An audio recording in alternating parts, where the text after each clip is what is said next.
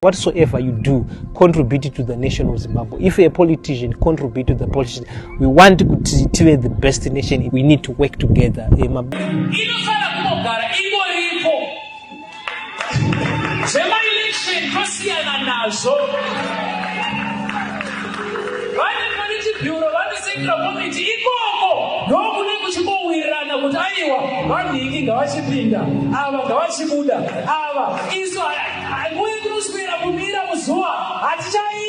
Oh yes, yes. We are majority. We are the people. We are the government. We are the army. We are the air force. We are the police. We are everything you can think of. How many times have I said, if I'm still with this party, it never goes down? If I stand here and begin to talk about Zanu PF elections, Zanu PF is winning.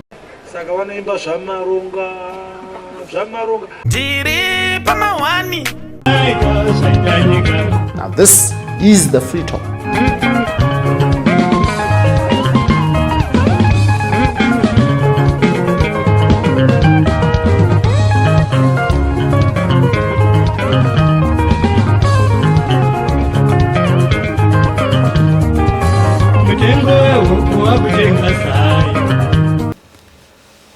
Religion is a center, in some nations, a center of controversy, but in some, the social cement for a nation. Now, religion plays a very important and pivotal role in Zimbabwe, which has declared itself as a Christian nation, although it allows multiple religions. Now, we here on this, the Free Talk, we want to find the role of religion in political crisis, where people don't find each other, where there is contestation. What is the role of religion? What side does religion take? That of the rulers, that of the people, or it remains neutral? Now this will always be the Free Talk, in proud partnership with the Frederick Newman Foundation for Freedom. Join me after this break as we talk religion, politics, and the third term.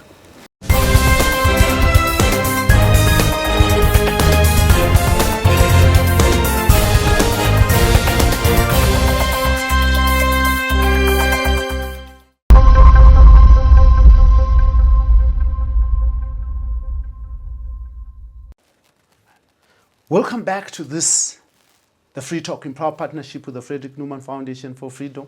My name, Dada B, as usual, here on Heart and Soul TV and radio. Now, over the past few weeks, there's been a lot of discussion around the third term.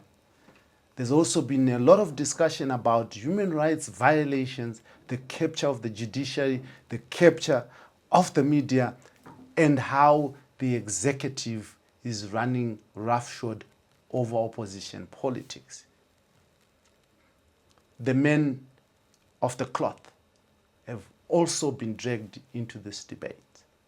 And here on this, the Free Talk, in proud partnership with the Frederick Newman Foundation for Freedom, we talk to men of the cloth, a church leader, Obadiah Nsinda. Thank you very much for joining us. Thank you. And a politically connected pastor, if you allow me to say that. Okay. Now, I just want us to start with this. What is your role as men of faith as we talk about the political situation in Zimbabwe? The truth of the matter is that whatever is happening in the country, according to the Bible, we are supposed to advance the will of God. And what is the will of God for Zimbabwe and Zimbabweans? The will of God is that we should remain united as a people. That's the will of God. The will of God is that we should remain peaceful. Whatever we do as Zimbabweans, we must maintain peace. Because without peace, we won't even be able to pray. According to the Bible, it says, pray for those in authority so that we are able to live a peaceful life. It is the will of God that the peace must prevail in a nation, and no one should be allowed to undermine that peace. That's the will of God. But the will of God also says, God also says he's a God of justice. Yes. Right? Yes. And how do you then balance peace and justice? Because sometimes they don't work. They contradict each other. I haven't seen a system in this country, a political system in this country, which is violating the principles of God. Because justice, according to the word of God, is to make sure that we treat everyone equally, fairly. And no one should override or despise your God-given rights. They are God-given rights. Then we have got Western prescribed human rights. These are two different things. I don't just embrace human rights as is said or declared by some Western powers. For example, I don't believe in homosexuality. To the Americans and to some Europeans, they believe that those who practice homosexuality is their human what? Is their human right. To me, no. When we talk of justice, we are talking of treating people fairly, respecting our people, not allowing our people to be subjected to inhuman conditions, and not allow some forces or those with power to walk into your house and say, this is my house, you are poor, so get out. Harassing especially widows and the poor. So to me, justice is according to the word of God. And whatever we are pursuing, my brother, whether we want democracy, whether we want what you're saying, justice, or whatever your demands are, still maintain peace. Do it in a peaceful way. Someone would argue, and you can push back as much as you want. You say that you have not seen a government in this country violating the peace and justice of people or the rights of the people. Yes. But someone would argue that there have been what have been called political arrests in this government. And you are aware of Namatai Kwekweza, who is currently in remand prison right now over allegations that she wanted to protest. Yet protesting is a constitutional right. And this constitution allows people to protest and petition against a government. Can I tell you something? Yes. Which we need to debate about. Not only about Zimbabwe, not only in Zimbabwe, but Africa as a whole. Mm-hmm. I don't think, and I don't believe that we as Africans are ready for peaceful, proper demonstrations. Mm-hmm.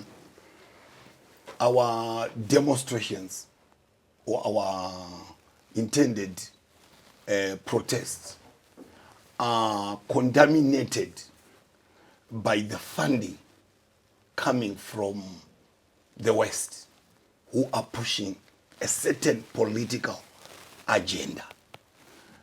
Wait. Allow me to break your thought a bit. If we as Africa are not ready for peaceful demonstrations, yes, why does the law provide for Africans in Zimbabwe to have peaceful demonstrations? Because the law says that the law, right, I agree will with not you. ask you to do something that is impossible. That is the law. So why does the law, whether we like it or not, does the law allow for peaceful demonstrations if we are not ready for it? No, it's my opinion. It's there in the law, but we have forces that are ready to manipulate constitutional provisions for demonstrations and these protests. But when somebody is paid to be angry, paid to demonstrate, this is where the problem is. In Shona, we say, Bata chipokwe, muridzi wacho achabuda.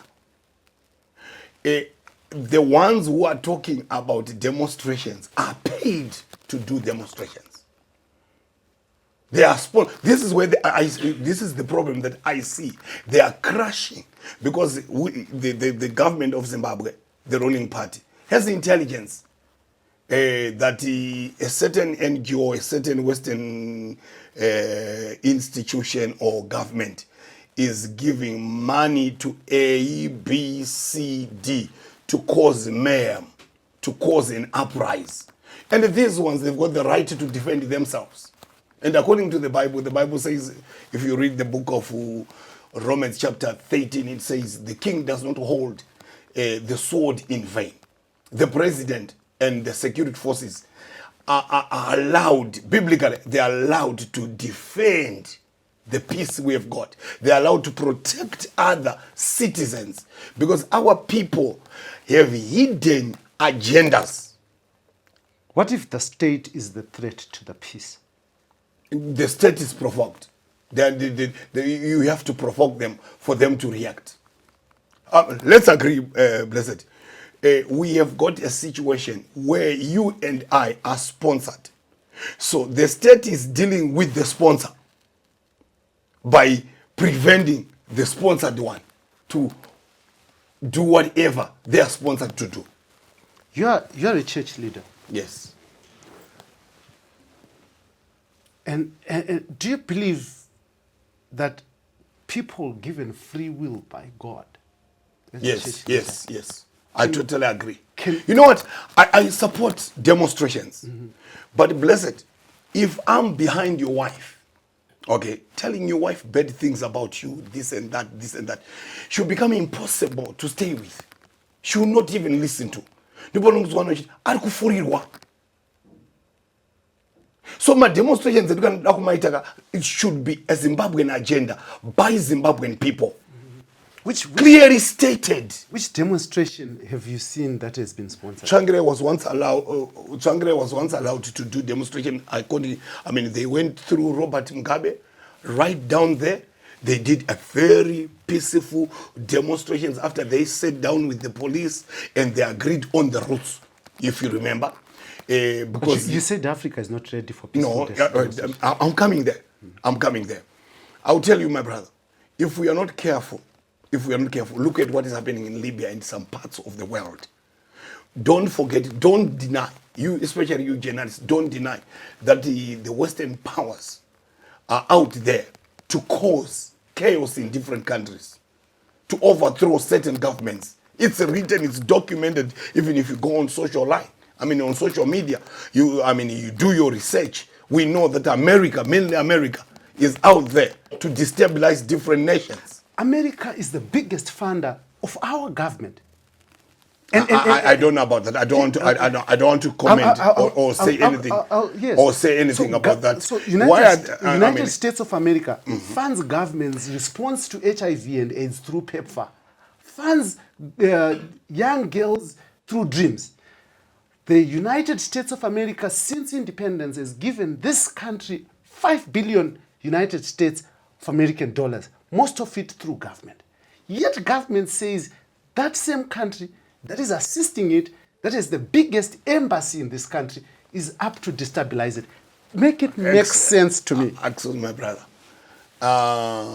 Americans doesn't have permanent friends. They don't have permanent enemies. They push for their permanent interests. We all know that.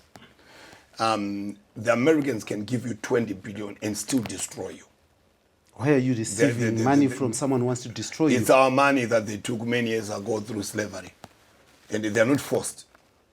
And they've got companies that are exploiting our resources in this country. So my question is, why are you allowing... to me, no, if they decide to, like in the case of President Mnangagwa, he said, we are friends to all and enemy to none. You know what? I believe that we need America. And America is in need of us. We both need each other. But clandestinely, the Americans will be pushing for a regime change. They've done that everywhere. So when you're dealing with them, you have to be very careful. So you believe that there are no Zimbabweans who, without American influence, want regime change? Yes, they want it, and they must democratically do so when we have got elections. In 2023, you have got a leader like Chamisa leading an opposition, and you expect him to lead you to victory? You think Chamisa is serious? Chamisa is playing his games. Chamisa is looking for money. He's not looking for anything. He doesn't believe in change, and he knows that he can bring the change. And the opposition people and all the supporters, they put their confidence and trust in people like Chamisa. Are you saying this from the spiritual realm, or you're just talking about this with some evidence? Chamisa. This guy Chamisa is not a political leader who can lead people into another dispensation. There are things that I know about him.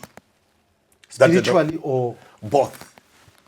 Yeah, both. He knows that it's impossible for him to become a president, and he is using this opportunity to make money.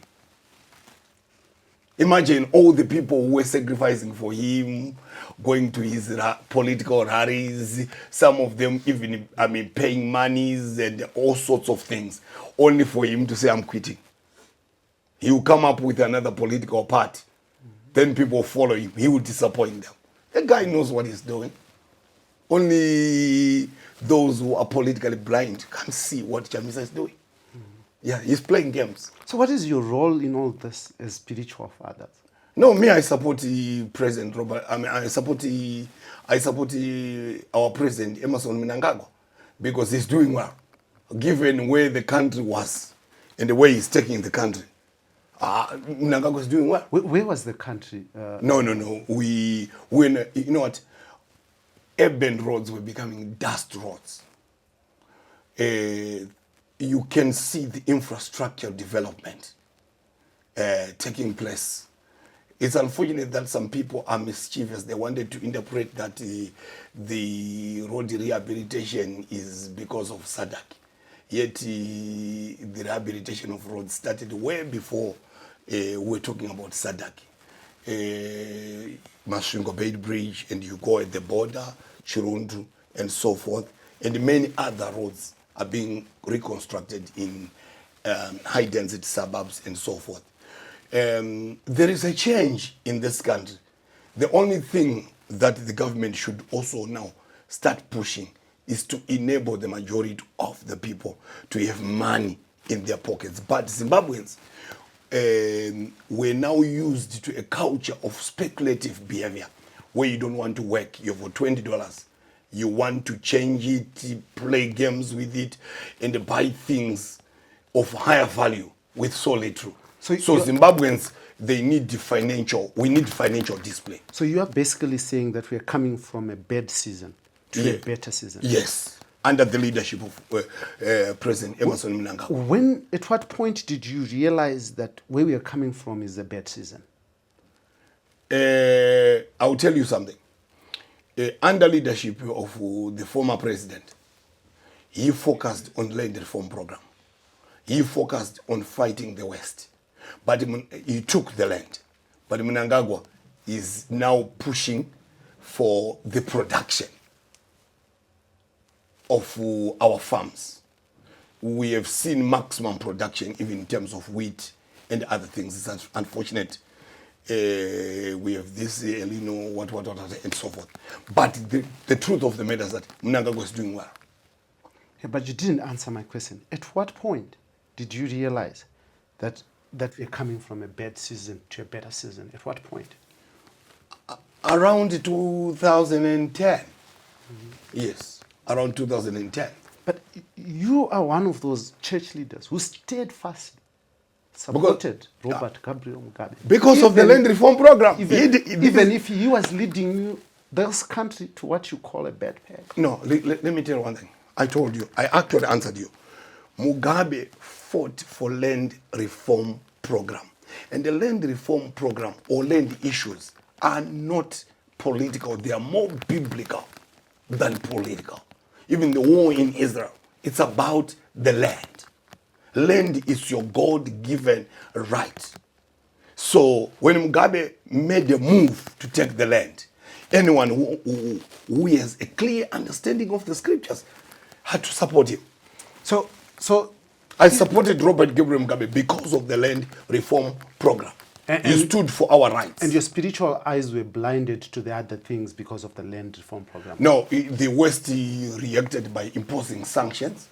They wanted to reverse the land reform, and even the opposition in this country was launched to reverse the land reform program. Why do you believe that Zimbabweans who are opposed to this government or any other government opposition is good for the country. Opposition is good. My question is, why do you believe that those who are opposed to this government are being sponsored? Can't they oppose this government without being sponsored? There are others who speak against certain things without a hidden agenda. Who are these? I cannot mention. But you were quick to mention Nelson Chamisa. Why can't you be fair? No, listen to me. For example, Lafmo Madugu. The guy can speak the truth and say, no, we can't do this. Let's do A, B, C, D. Even within Zanu PF, there are those who say, no, this is wrong, this is wrong, this is good, but they don't openly do it. But they can speak. You know what? If you want to say something to your big brother or to your father, you don't go on the top of the roof. But Jesus used to do that. No, Jesus never did that. He kicked people, the thieves that was a different in public. No, that was a different mission. He would preach against the Pharisees. I mean, I've read the Bible. I've read the Bible. No, Christ crashed with the religious leaders of his time.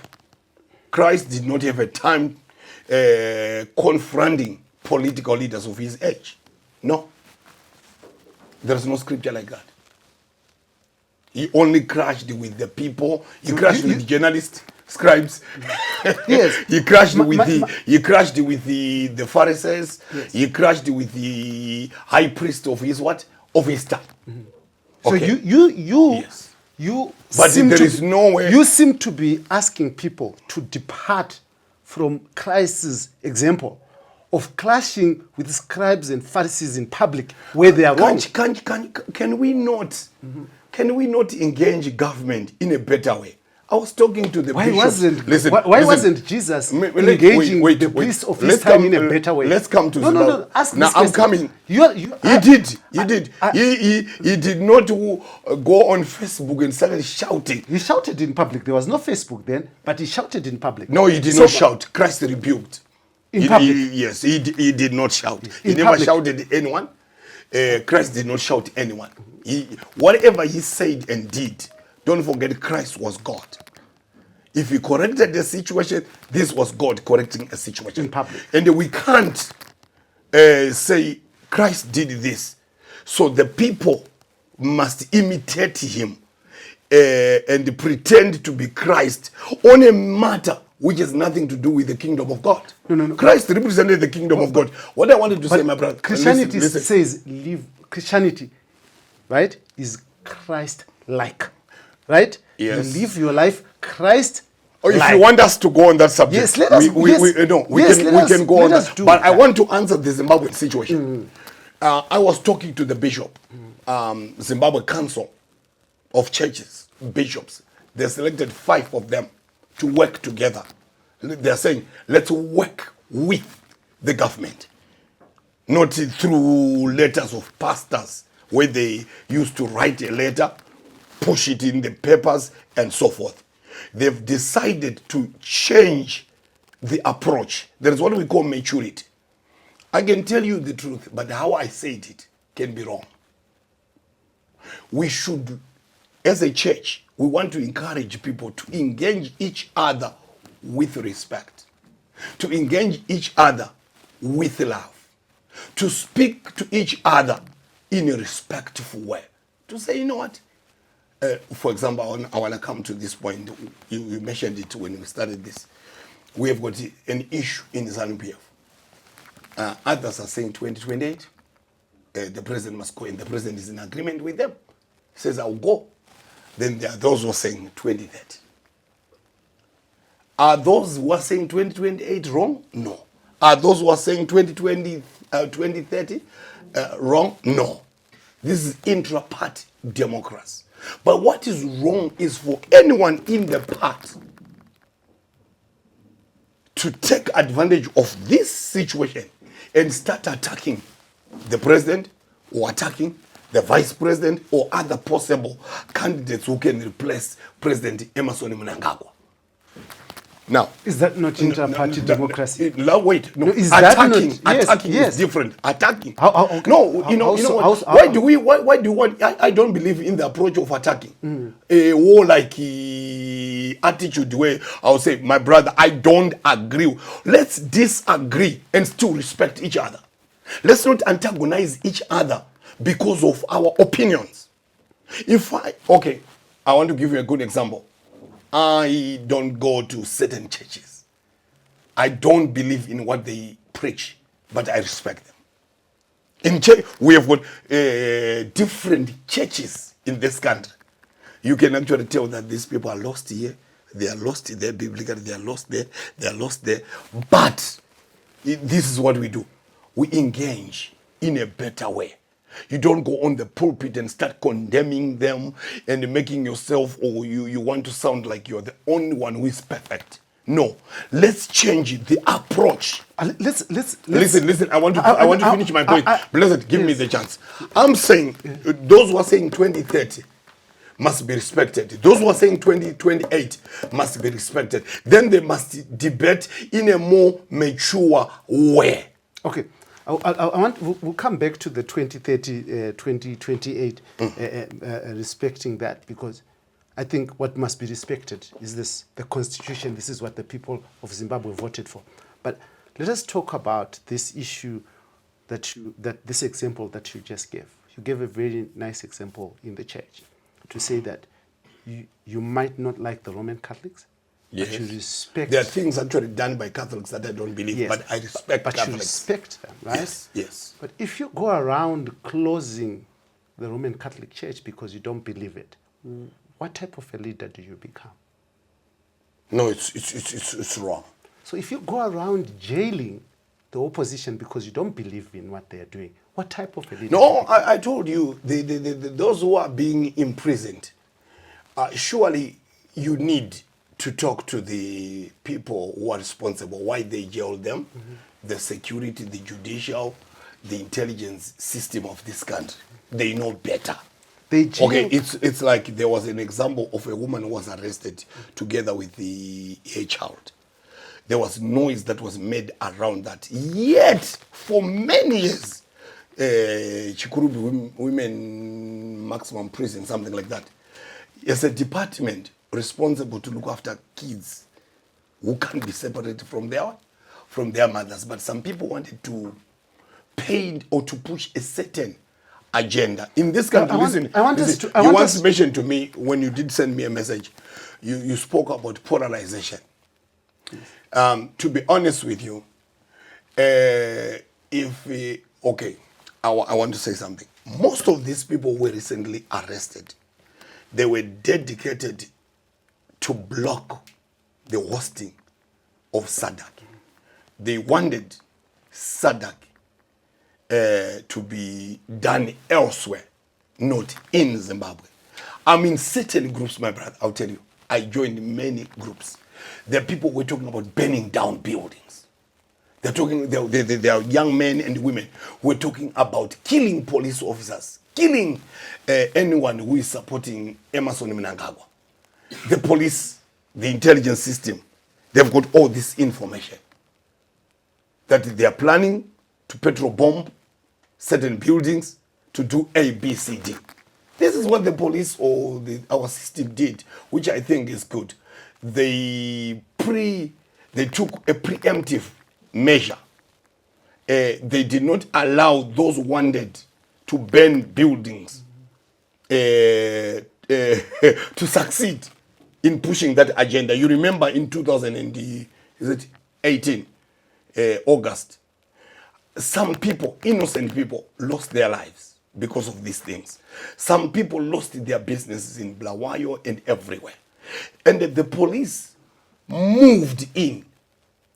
Our police moved in to stop such a scenario or such a situation to take place. Do you know that when government changed the currency and did a 1:1, lots of people lost their businesses because of currency fluctuations? That's a different thing. I can't answer that. Do you know that I can't a lot answer. of people lost their lives in hospitals because they couldn't access drugs because government failed to give them those drugs?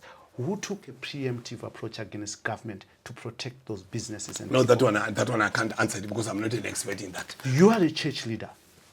And Yes. your people suffer because of these policies. People that you preach It's to. not just policies. Yes. It's So not just policies. There are many factors. Yes, I'm saying. There are many factors Are to you that situation. also worried about how the people you preach to, how those people who pay tithes in your church are affected financially by government's indiscretion and corruption? Are you worried about that as a church leader? I want everybody to live a happy life. I want everybody to realize their dreams. And it's also my prayer that people must live and live their lives according to their dreams. They must succeed. They must prosper. But I don't want to have a situation here, sit here, and speak on behalf of government. You have got access to some of them. These are things that I think I want you to speak on behalf of the church. No. And I'm saying, is yes. the church aware? Equally, I was affected. Yes, beautiful. With the situation. Yes. But we know the challenges we are facing as a nation. When it comes to government, you understand the challenges that they are facing. No, yes, we understand. When it comes to those who have been arrested, you don't understand their challenges. No. I understand that. I told you that most of these people were not just picked from the road for nothing. The security forces of this country were acting on intelligence. You need to understand. You need to understand. It's not only Zimbabwean government that can arrest people. Hey, my brother, in Britain, people are being arrested, and they introduce a 24-hour court system to deal with those who were protesting. Bishop. Why are we so... No, my brother. Answer this. We are following an example of Britain. And we're actually better. In Britain, people are being given 3 months, 4 months in prison for protesting. In Britain. So we are following the champions of democracy. I hear what you are saying. Yes. I want you to answer questions, simple questions. Right? Yes. How is it fair and just, right, to arrest a person over a crime that you allege they committed on a certain date, when on that date they were out of the country? Then you take away that person's passport. Does it make sense to you? No, those are things that the court must deal with. But that person's life their lawyers, has been put in sport. Their lawyers are there, and this is the judicial responsibility to acquit them if they did not commit crime. Surely the courts are there to deal with their issues. But they are already serving time in prison right now. I mean, you're a spiritual father. Doesn't your heart... But in Britain, they're also serving their time. I'm asking... Why are we only talking... We are following an example. Listen to me. You remember... So if there is injustice in the UK and in Britain... It's not injustice. Wait. It's not injustice. No. They are maintaining peace and order. If there is injustice in UK, it's okay to follow it here in Zimbabwe. Is that what you're saying? No, I'm not saying that. They are maintaining law, peace, and order. You said that Britain has put their courts on 24 hours. Yes, to deal with the protesters. Why would they put their courts on 24 hours? To send to jail those who wanted to cause problems. Is it not so that they speedily come to conclusion of trials so that people who are found innocent are quickly released? Those who are found guilty are sent to prison. In Britain, people are being thrown behind bars. I'm not disputing the majority of them are being thrown behind bars. That is not the question. Yes. That is not the question. Yes. The question is those who are being thrown behind the bars, right, have been found guilty. Their cases have been concluded. Is that so? Yes. In Zimbabwe, we are throwing people behind bars, keeping them for 2 years in prison, like Job Scala. After 2 years, he was found guilty of not even a single offense, but he served 2 years in prison. As a spiritual father, as a person who prays for people, as a person who, as you said, you want people to have better lives, does your heart not have pain? No, you know what? It's not good for anyone to be arrested. Even if your child is to steal from the neighbors, and you know that your child has taken money from them, you are not happy to see your child going to prison. This child, this Job Scala, who's your child, Now listen to me. did not commit any offense. Does it not hurt you? That's the question. It can hurt me. Does it not hurt you? It hurts me. And what do you tell those that you No, sit no, no. with? Listen. Because you support this government, you say. No, supporting the government is according to the Bible, but it doesn't mean that we, the preachers, we run the government, or we have got the authority of telling them what to do and what not to do. Don't you? They simply follow their laws because they are in charge. We have got police, we've got judicial. We can't manipulate them. We can't interfere with the way they run things. But you can whisper and say, what is the issue? Then you are given a certain explanation. And it's not my business to go on the public to say, I spoke to Minister of Justice, or I spoke to Minister of Home Affairs, or I spoke to this one. They told me A, B, C, D. If they felt that Job needed to be there, the courts denied him bail. Talk to the courts. I encourage you, you can invite the courts or the Chief Justice to say, explain to us, why is it that you detained Job Sigala for a period of what? 2 years, A, B, C, D, and so forth. They are in a better position to explain. You know, can I tell you something? As pastors, we can feel pain when we see that sister being arrested, when we see that brother being arrested or being incarcerated for whatever reasons.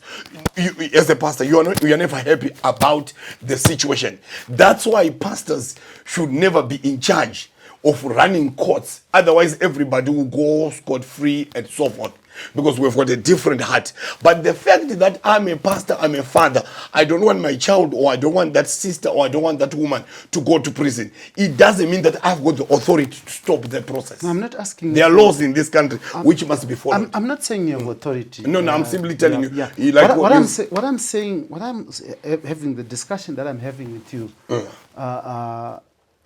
is, the church is supposed to have the moral authority. But the church is not responsible for the running of the laws of the country. No, Yes. you're defending yourself. I'm not asking you to defend yourself. I'm asking us to have a conversation around the role of the church in making sure that the political leaders, even those in security, they have a conscience and understanding that justice should be fair and equal to all people. Yes. That it's wrong to arrest someone for 2 years, 500 and something days in prison for no offense at all. It's wrong. So what are you doing as a church to whisper and make sure that those political leaders that you pray for, right, understand these things and begin to save the children of God who are in Zimbabwe with justice? You know what is the role of the church? The role of the church is to pray for those in prison and visit them according to Jesus' teachings. You pray for them, you show compassion to them, and if there is any other possible assistance, you render it. But you can't, as church leaders, even during the days of Jesus Christ, John the Baptist was arrested and killed, and Jesus was there. A prison system or security systems were always there. But the church, even Jesus Christ himself, the church can't speak against injustice. We have got limitations. No, we can speak, but it's different. Are you speaking against injustice? It depends with the situation. If I understand the situation, I've got the facts, I will speak. No, but I will not do it according to certain expectations of certain sections of our society. No. Or like confrontation. I don't believe in confrontation. I believe in solving problems in a peaceful way, in a respectful way, in a mature way. I don't want, you know, my brother. I don't want the church to act like an opposition, active groupings. Where you go on First Street and start denouncing. I've seen so many church leaders telling lies to the people on political rallies, condemning and saying this and that.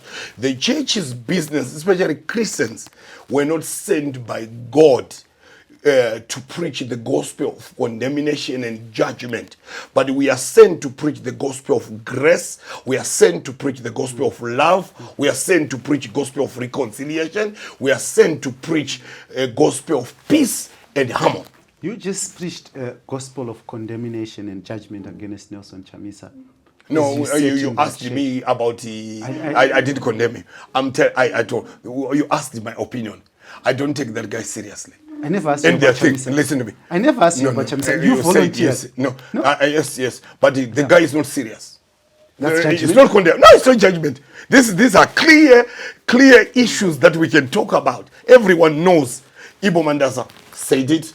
Hopo Shingono said it. Many people. You know what? I've got too many friends in opposition political groupings. So many of them. But as a spiritual father, would it be your place to be able to condemn and support different players? No, biblically, I follow the Bible. The Bible says support and pray for those in authority.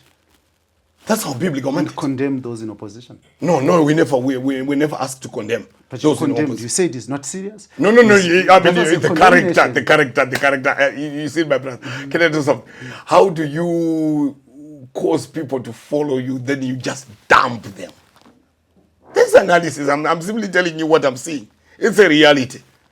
You follow me, I tell you that I'm taking you.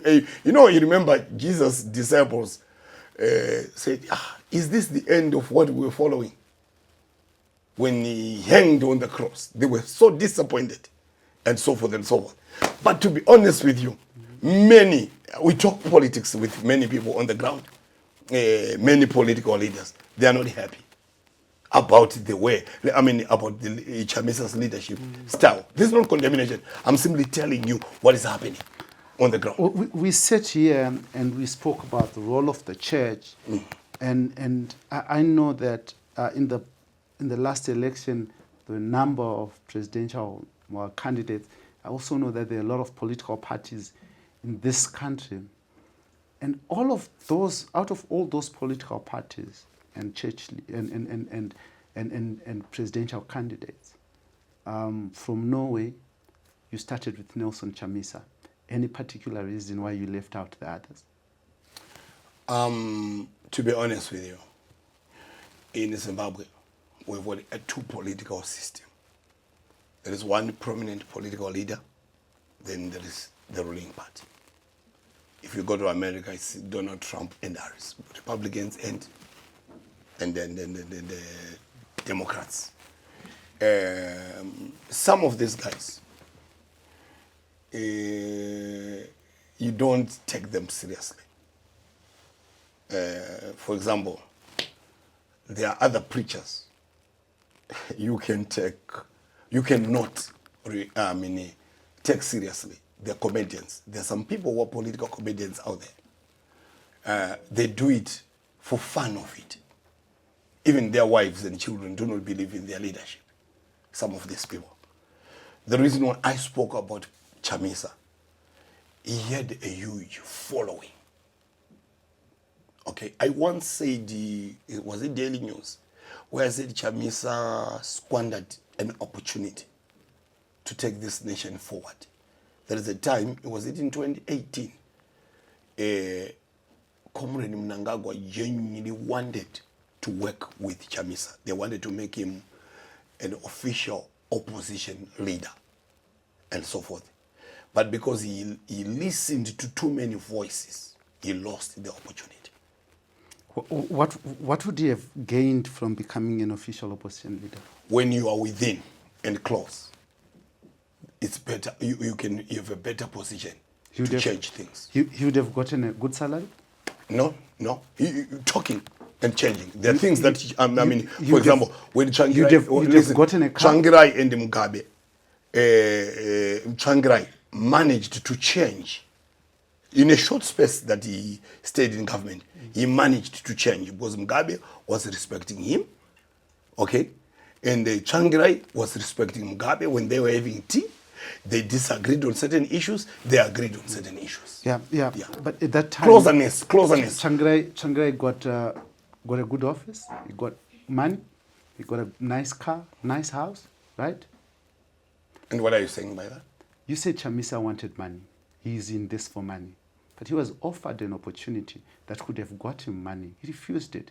So if he wants money, make it make sense to me. No. You're mixing up things.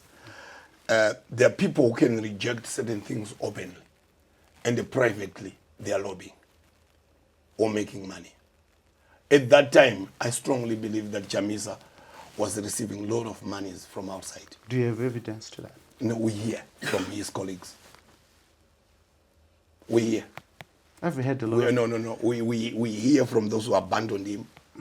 This is what we hear from them. I've heard. Just like you are telling me some of the things or asking me things that you hear from the different people. I've heard things about you from colleagues that have been part of you, but should I believe them? No, it depends with your attitude about me. You can ask me, or you may decide to believe it. Some people, they come to me and say, hey, I've heard this. What's your comment? And you are in a better position. The reason why I accepted your invitation to this, because I respect you. I see you as a fair man who does not just believe in some baseless information. Are you fair, Bishop? Yes, I'm fair. I'm fair. So did you don't also forget that before I become a pastor or before I become a church leader, I am a Zimbabwean. First, I did not choose to be Zimbabwean. God made me as Zimbabwean. So I have the right to choose my political destiny. So I decided, according to my biblical orientation, I decided to follow to follow and support Zanu PF. In Africa, I support liberation movements because their principles are in harmony with the teachings of the Bible. Let us go back to the 2030 debate that you were talking about. What justification do you have to say that those who are talking about 2030 and those who are talking about 2028 are correct? Okay. There are those who are saying, let's keep the position of the Constitution. They fear, when you talk to them, they fear to have the same situation that prevailed under the leadership of Mugabe. Okay? They don't want that situation to reoccur. But what many people are failing to understand is that there is no third term here. Mm-hmm. If there is a third term, in 2028 we go for elections. Okay? Then Zanu PF under Mnangagwa and the opposition political parties will field their candidates. Then Mnangagwa, if he is to win, and definitely if we are to go for elections today, he will definitely win elections. That I know. Listen, then there are those who are saying, no. Mnangagwa is doing well. Like, personally, I've been saying, I wrote it on my Facebook, and I've shared it in different platforms, that we gave Mugabe 37 or 38 years in power. Why can't we even allow Mnangagwa, if possible? Why can't we allow Mnangagwa to have 15 years since he is doing well? And when you talk to people, they are happy about developments taking place in this country. Those who are pushing for 2030, they are saying the man is able, the man is good, the man is performing. We are seeing a change. We are seeing modern development. They're happy about that. They are offering, you know what, they're proffering their reasons why they want Mnangagwa to stay until 2030. Because when he took power, he announced his 2030 vision. Okay? He said by 2030, Zimbabwe will be A, B, C, D. So people are saying, no, you can't promise to take us to Bulawayo. Then you want the driver to drop in what? To drop in Gweru. Who will take us there? Let him complete what he started, which is fair. And these are acceptable reasons. I'm talking about those who are saying we want Mugabe to be there, Mnangagwa to be there until 2030. Now, there are those who are saying, no. We want to show the world that Zimbabwe is a democratic country. Mnangagwa is a leader. He will leave a great legacy. If he says 2028, guys, I've saved my constitutionally provided the 2 terms, I'm quitting. Find another leader. And he has already said it. But listen, these people who are saying that, they've got good reasons. Okay? These people who are saying 2030, they've got good what? They've got good reasons. So the issue of Mnangagwa staying up to 2030 or being given extra 2 years has an extension so that he's able to complete his project and fulfill his vision. They are good. They've got legitimate concerns. Those who are saying 2028, they've got good reasons. But I'm saying to them, as a pastor, all of you, you are right. But what we don't want is for the 2028 people to antagonize those those who are pushing for 2030. Those who are pushing for 2030 to antagonize for those who are pushing for 2028. Find each other. There are structures in Zanu PF. They've got conferences.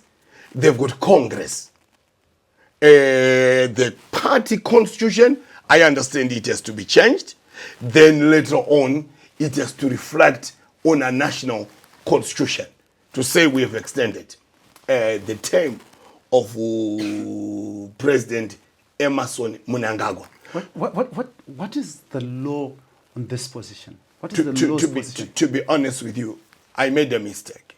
I consulted an opposition lawyer. 2 of them. There's an opposition lawyer? No.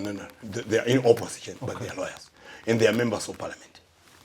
I said, what's your comment on what is happening? Is it constitutionally possible? They said, yes. There is a provision in the constitution that the elections can, the president's term can be reduced with 2 years. But he must go to parliament and justify why his term should be reduced. Then we go for elections. Meaning, we can reduce the elections from 2028 to 2026.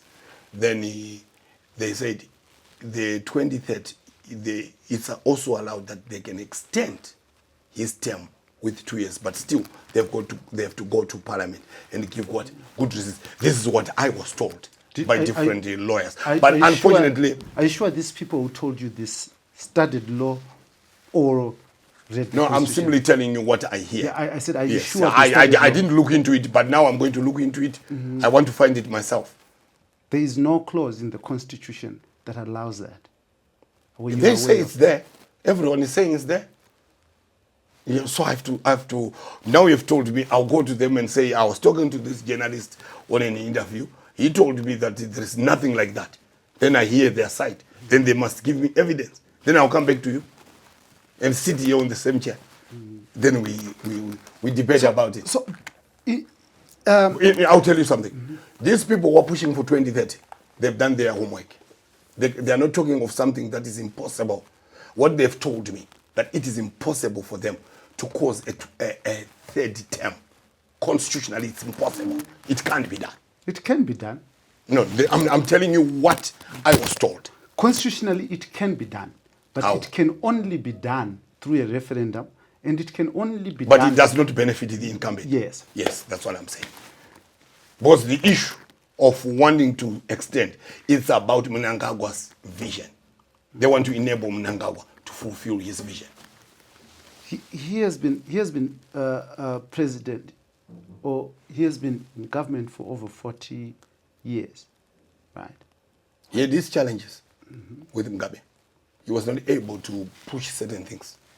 Mugabe was a tough man, my brother. Ask those who served under him, many people. They And tell you, by end of his term, he would have been president for 12 years, is it? yes.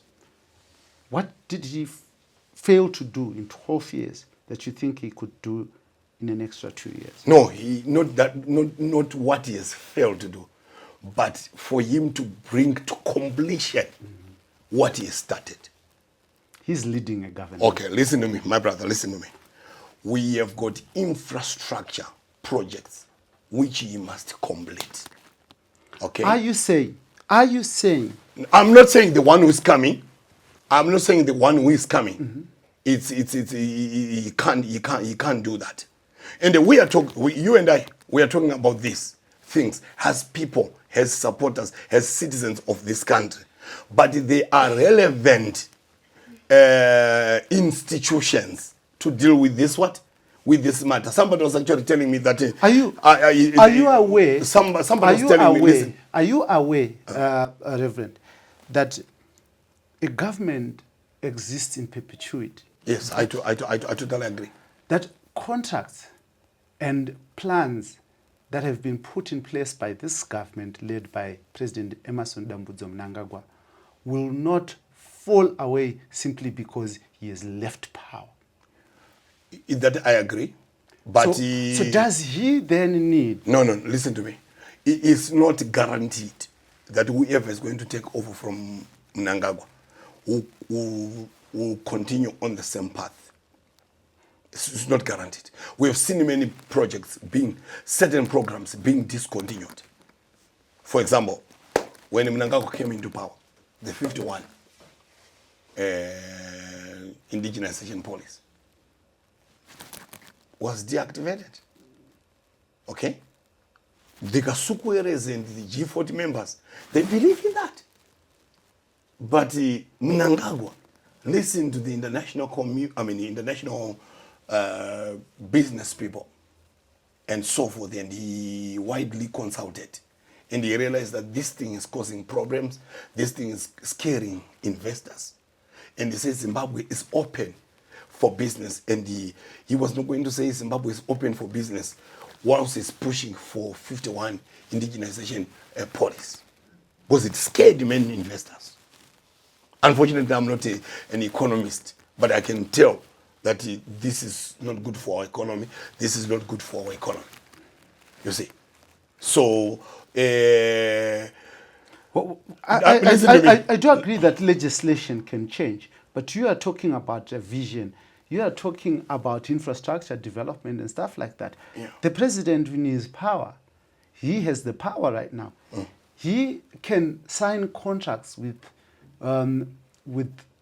infrastructure development. But the president is not saying he wants to be to 2030. The president is saying, I want to go in 2028, according to the constitution. President is determined to go in 2028, but the people. Which people? No, the ones who elected him are the ones who should determine about his future. Not anyone. Listen to me. Those who voted against Mnangagwa, listen to me. Those who voted against Mnangagwa in 2023 are prepared for Mnangagwa to go even today. No. But listen to me. The people, wait. Yeah. The people of Zimbabwe, yes, their wishes and aspirations, the people. I don't know which people you're talking about, but the people of Zimbabwe. Talking about the people who put Mnangagwa in power. The people who put Mnangagwa in power, yes, put him in power in accordance to this book I'm holding. Yes, yeah. The people you are talking about, yes, put Mnangagwa in power, and their aspirations are fully captured in this I document. totally agree with you. This document. And if the president is aware of these things. This document says that his term of office ends in 2028. And the president is in agreement with that. So which people? So which people then are you talking There's about? Zanu PF people who chose Mnangagwa. Mnangagwa is not where he is on his own. He was elected by people. Yes. Okay, it is those people who elected him who are saying, no, we elected you. According to the constitution, you must end in 2028. But we want to give you, we want us, these are the people speaking. I'm talking of the people who are in the structures, who can change things. Which structures? The party structure. These things, Mnangagwa is in power because of Zanu PF's people, supporters. No. I don't. No. Initially, no. They are the ones. They are the ones who did put him as a candidate to say we want Mnangagwa to lead us. Then he was taken to the nation, and the campaigns were done. He won elections. He is president, Yes. although brought by Zanu PF. He was brought by yes. But he is not president because of Zanu PF. He's president because the people of Zimbabwe voted for him, Yes. regardless. Yes. Right? They were given him. You said it very well. He was brought in by Zanu But the PF. aspirations- But the people who brought him, listen to me, the people who brought him, some people who brought him, they want him to stay until 2030. But, yeah. Some people, but listen to me, why are we even debating about this thing? The president says, Because come it's a national 2020. issue. No, listen. It's a national no, issue. listen to me. You know what? These people are allowed, according to the constitution, to express their views. The president said, I want to go in 2028. But some are saying, no. Listen. So he's a you can't prisoner. say to these people. Is he a prisoner? No. You can't say to these people who are pushing for 2030, you are wrong. It is their constitutional right. This constitution has given them the right to make certain decisions, to want to express break the themselves. No, not to break the law. They will not do it against the law. Okay. They know the process that must be taken. Okay, but there are those they who are do- saying they there do are those who are saying together with the president. No, the president must what? End in 2028, and the president has said it. And you can't keep on asking the president to say, "Did you say it?" He said it twice. He said, sorry." He said it. It's not good to invite the preacher in the studio. I'll end up casting out demons here. My brother, listen to me. There are those who are saying the president must actually go in 2028, according to the constitution. All of them, to me, are right. What as people are discussing these things, let them do it in a respectful way, in a peaceful way. Let them not antagonize those who are for 28, and those who are in 20, for those who are pushing for 2030. Which side do you stand with? I stand on the side of the people. And which is the side? Voice of the people is the voice of God. To be honest with you, and what to is be the honest side? with you, And what is the side of my the people? side is 2030. Because the voice of the people is the voice of God. Listen to me. So this is the voice of the people. The constitution here says, Yes. we the people. Who wrote the constitution? The It people. was not written on a tablet, on a tablet of stones where you say it can't be changed. Amendments can always be done, but it must be lawfully done. The constitution is the provisions, and the experts who lead us and guide us. But in either side, if the president is to go for 2028, fair and fine, but it will pain me that the guy did not complete what we wanted him to do and so forth. Zimbabwe in development, especially infrastructure development, is behind by 25 years. And who presided? And we are now in town. Now listen. President Emerson Mnangagwa was part Inherited, of the, tattered, yes.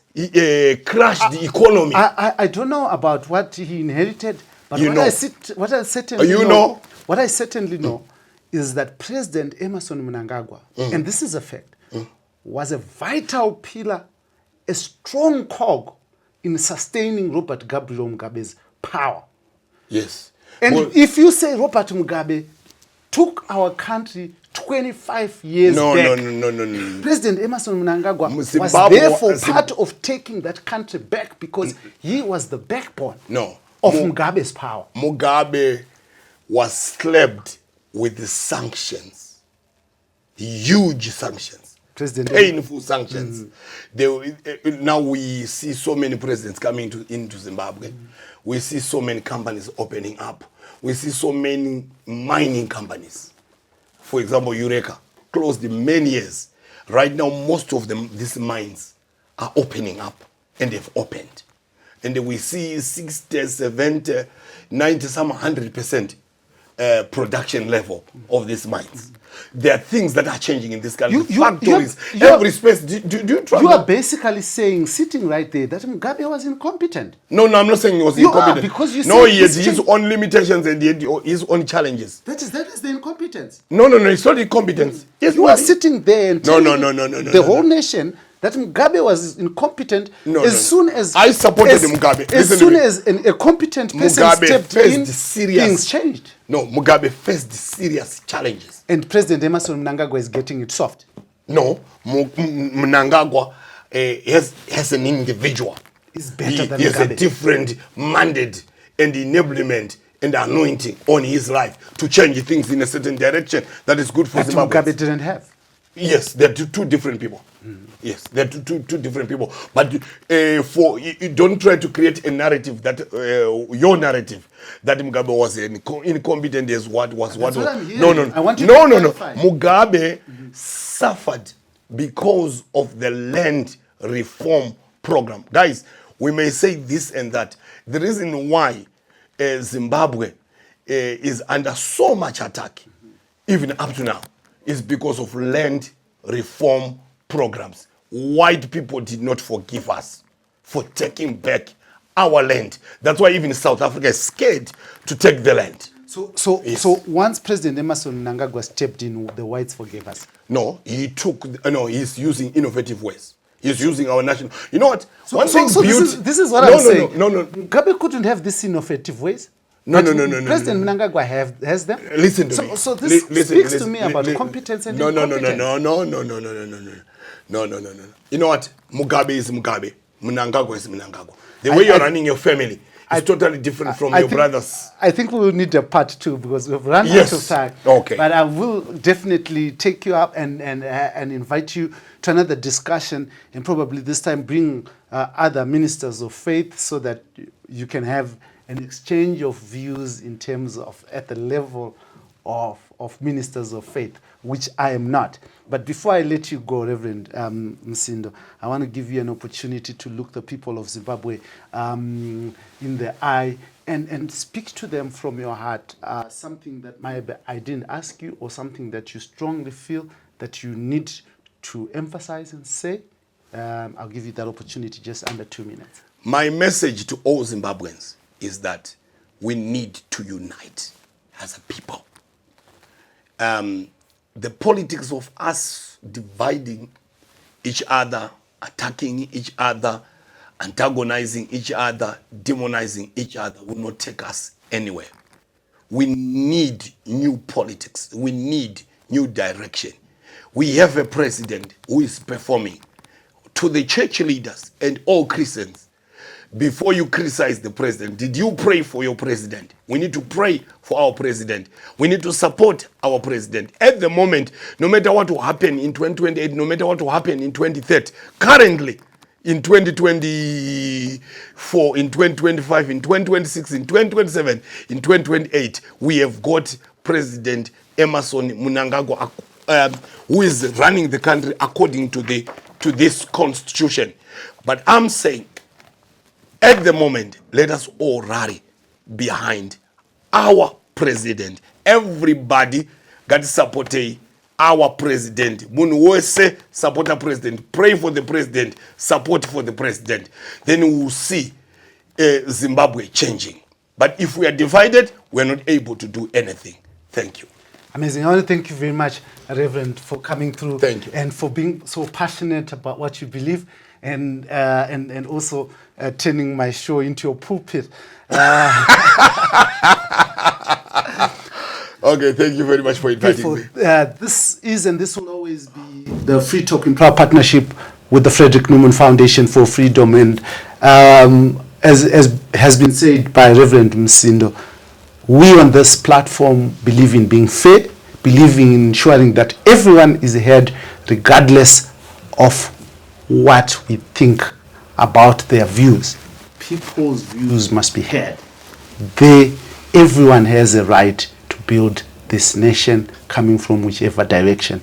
And here on Heart and Soul TV and radio, we say that come as you are. Let us hear your thoughts. This country belongs to all of us. We expressed our views in this constitution. We, the people of Zimbabwe. This was what we voted for. This is the law. The law is the law not because we like it, but it's the law because it is the law. Whether good or bad is something else. Whether just or unjust is something else. But the law is the law. Until next time, thank you very much for joining me on this, the Free Talk, in proud partnership with the Frederick Newman Foundation here on Heart and Soul TV and radio. I'm Dara B.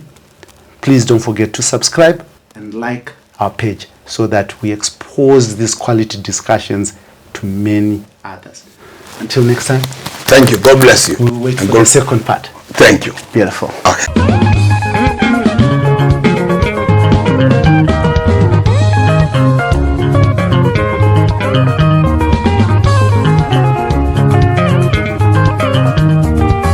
Kutengo, kutenga sai.